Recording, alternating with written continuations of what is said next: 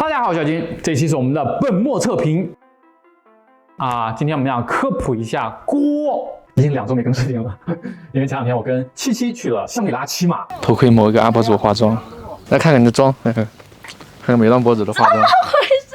你怼那么近我？美妆博主不是大特写吗？直到脸，我的天，就是那种。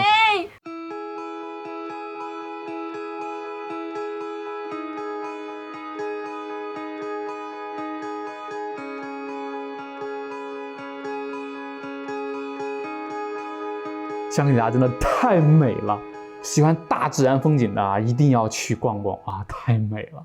那声明一下，今天的视频呢，只是给新手小白炸厨房党看的啊，那种大厨啊，什么键盘大厨就不要看了好吗？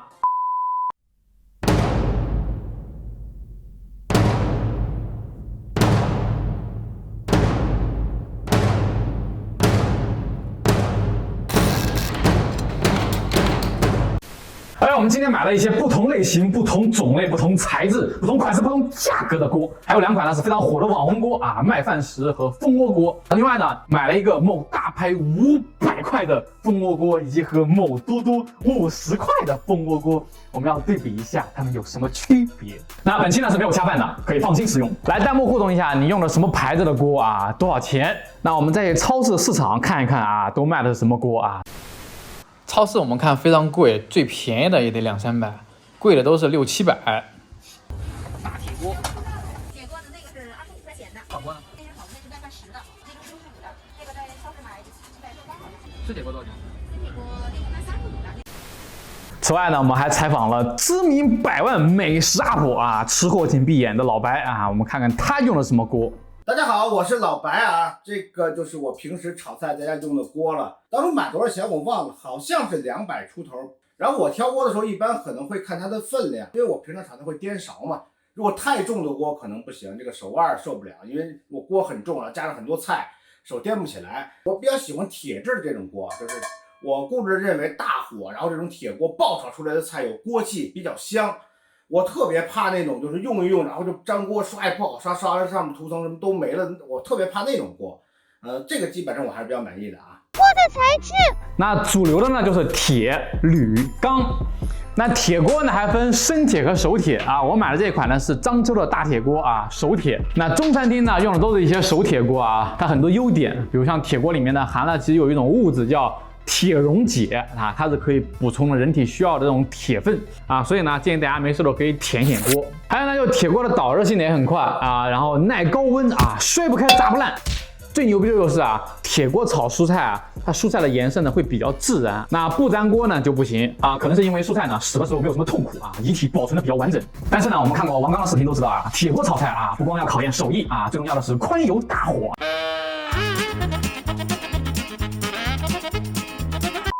为什么有人会说农村这种土锅啊炒菜好吃呢？啊，据说是因为啊生铁锅呢它有这种细毛孔，就跟你的鼻头一样啊，就是你每天做饭呢，这个油啊就会渗入锅的这个毛孔当中，然后形成了黑头，然后时间久了呢，这个锅啊就会自带灵魂啊。比如你家啊经常吃川菜啊，日复一日啊，你的锅呢就是麻辣香锅啊，所以就好吃。啊，铁锅呢有很多缺点啊，粘锅，然后呢很重，还有就是它每天都要生锈，很任性啊，跟你们女孩子一样，每一天都要生气，所以铁锅等于女孩，铁锅女孩。那现在市场上最主流的炒锅呢，就是铝锅，我自己用的就是这一款啊，用了2年左右了吧。然后锅底的涂层呢，已经完全掉了啊，但是不是我人为的啊，属于是超自然现象啊，寿终正寝的锅啊。铝锅的优点呢，它是比铁啊、比钢啊要轻一些啊，然后这种锅呢，它性价比也会比较高一些。导热性呢比钢要差一些，但是比铁呢要好一些。然后它的外壳呢没那么结实，很容易刮花，所以所有的铝锅呢外壳都会喷一层漆来保护这个铝。但因此呢会有很多这种颜色，所以说那种铝锅呢比较好看，颜值比较高。然后百度查说啊，铝锅啊对人体的神经不好，我不敢再往下查了啊，反正就警告你们啊，没事别吃锅。那贵一点的锅呢，都是不锈钢锅啊，听名字就知道很钢啊，优点很多啊，比如说导热性啊，比铁啊，比铝都快，所以它炒菜呢熟的也快，然后甚至都更节省煤气，以及呢钢锅绝对不会生锈，而且非常好清理啊，然后这个原生的这个银色呢又显得很高级啊，有没有？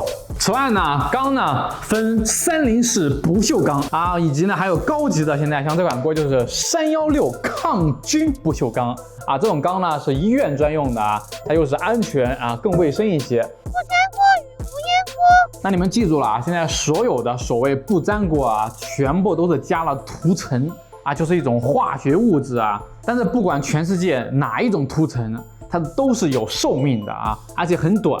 我采访过锅具工厂啊，说好的涂层呢，其实也就管个1年多啊，那差的呢，可能3、2个月就掉了。那涂层呢，不管是好的还是差的，对于新锅来说，就算你是专业人士，你肉眼也是看不出来的。那工厂说呢，目前这种高档的锅啊，它里面的涂层呢，用的都是这种瑞士的进口涂层，像那种100多这种便宜锅啊，一般可能都是国产涂层，但商家呢肯定不告诉你的啊。国产涂层呢，为什么说不好呢？是因为里面呢可能存在一种物质啊，叫什么 PFOA， 那就被传说致癌啊。当然这个现在也没有说绝对的论证。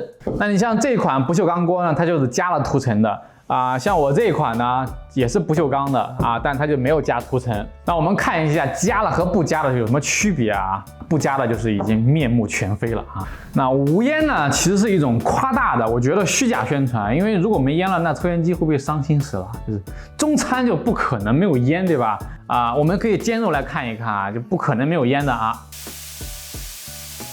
锅的类型常用的就是这种炒锅，还有呢就是煎锅啊，还有就是汤锅啊。